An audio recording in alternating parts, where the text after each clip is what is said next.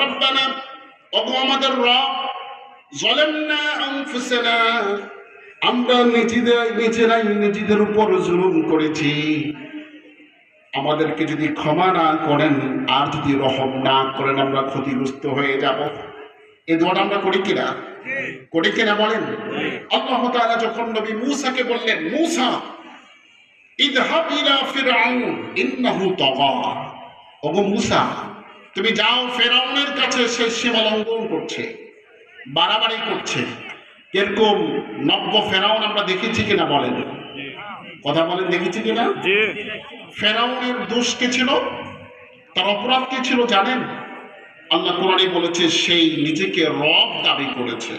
সে বলেছে আনা রব্বুকুমুল আ'লা, আমি হচ্ছে সবচেয়ে বড় রব, আমি তোমাদেরকে খাওয়াই, আমি তোমাদেরকে পড়াই, আমি তোমাদের জীবন দিই, তোমাদেরকে মৃত্যু দিই।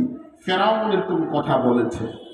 আমরাও গত বছর এক লোকের মুখে শুনেছিলাম তিনি নাকি বাংলাদেশে 18 কোটি মানুষের খাবার দেন। শুনেছেন না? কথা বলেন না কেন?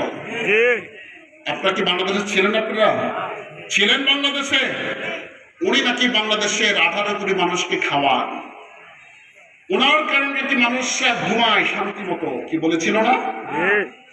সেই ফেরাউন একই কথা বলেছিল আনা রাব্বুকুমুল আ'লা।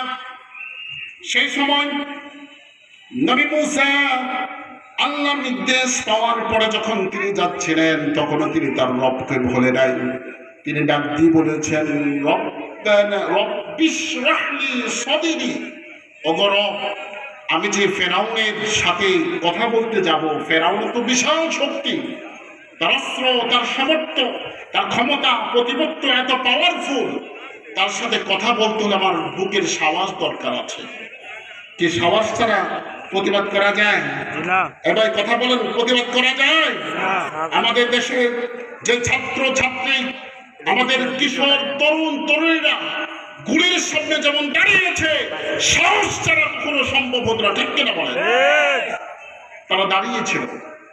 সে নবী মূসা বলেছে ফেরাউনকে যাচ্ছি রব্বিশরাহ লি সাদরি, ওগো রব আমার বুকের সাহস তৈরি করে দেন, ওয়ায়াসসির লি আমরি আমার জন্য সহজ করে দেন।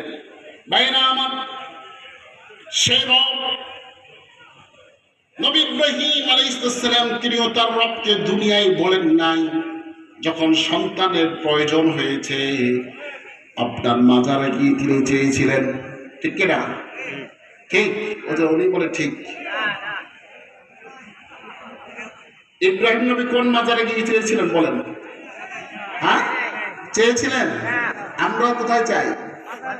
আমরা মাজারে চাই, ঠিক কিনা? মাজারে কি সন্তান পাওয়া যায়? তিনি চেয়েছিলেন কার কাছে বলেন? রবের কাছে। বলেন কার কাছে?